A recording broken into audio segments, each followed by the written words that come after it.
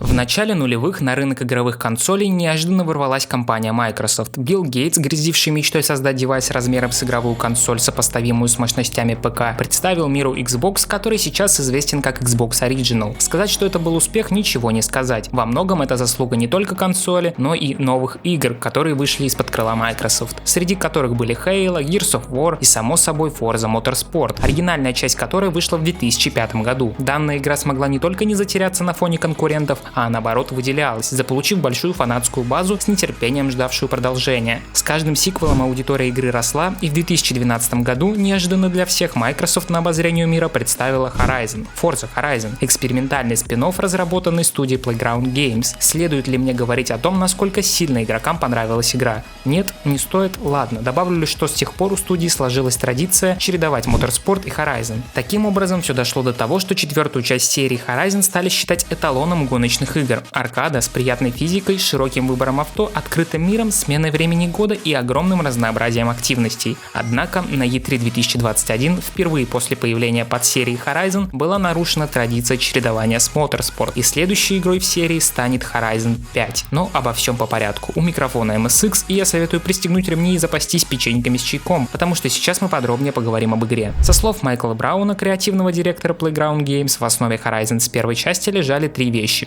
веселье, свобода и красота. И по его же заявлениям, авторы обещают приумножить эти критерии, чтобы подарить игрокам еще больше эмоций. Отличительной фишкой Horizon является необычное экзотическое место действия. Пока что эту традицию нарушила лишь четвертая часть, хотя для кого-то дождливая Великобритания тоже экзотика. Так или иначе, пятый горизонт позволит нам прокатиться по горячей Мексике. Да, Мексике. Это значит что? Правильно, наконец-то правостороннее движение. Однако жаль, что слухи подтвердились, и Forza так и не добралась до японских локаций. Кстати, если вы смотрели презентацию в прямом эфире или просто видели трейлеры с трансляции, напишите в комментариях свое мнение об анонсах, что вас больше всего заинтересовало или чего вы ждете больше всего. Ну, помимо Forza, конечно. Ладно, вернемся к игре. В пятой части нам обещают предоставить самый большой и разнообразный открытый мир в серии. Для исследования будут доступны пустыни, густые джунгли, исторические города и руины, пляжи, глубокие ущелья и высокий, покрытый снегом вулкан, который является абсолютно новым экспириенсом в Horizon. В общей сложности нас ждет 11 биомов разнообразия, которые добавят динамическая смена погодных условий, комбинации с еженедельными временами года, как это было в Horizon 4. Локаций, как я уже говорил, будет много, но некоторые из них будут доступны лишь в определенные времена года. Среди погодных явлений стоит выделить пыльные бури и проливные тропические дожди. Двух одинаковых сезонов в игре не будет, мир меняется в игре каждую неделю, как в предыдущей игре. На прошедшей E3 в качестве примера авторы показали покатушки в дождливом лесу. Так называют леса, в которых объем ежегодных осадков достигает нескольких тысяч миллиметров. Много воды, много грязи, много деревьев. В этом лесу будет проходить необычная экспедиция, представляющая новый для сюжетной кампании режим. Цель данного режима заключается в том, чтобы дать игрокам возможность в полной мере изучить все локации игры. Вернутся и многие прежние режимы из четвертой части. По традиции в игре будет кампания с различными гонками и испытаниями, по ходу которой нас познакомят с новыми персонажами. Сюжетный режим Horizon Story вернется в Horizon 5. Авторы учли ошибки и в продолжении обещают предоставить игрокам более интересную историю с большим количеством разных режимов, как та же экспедиция. Но самое интересное касательно сюжета заключается в том, что у истории будут полноценные финалы. Да, их несколько, все зависит от выборов, предпринятых игроком в ходе прохождения. Как написано в описании игры, познакомьтесь с новыми персонажами, определяя исход их миссий. Однако самое главное нововведение истории — это не концовки, а полноценный персонаж. Насколько он хорошо прописан, да и прописан ли вообще, мы не знаем. Однако впервые в серии появится говорящий главный герой, который будет общаться с персонажами, комментировать гонки и делать прочее, что могут себе позволить говорящие люди. Также авторы обещают переработать систему кастомизации персонажей, чтобы передать еще больше индивидуальности вашему герою.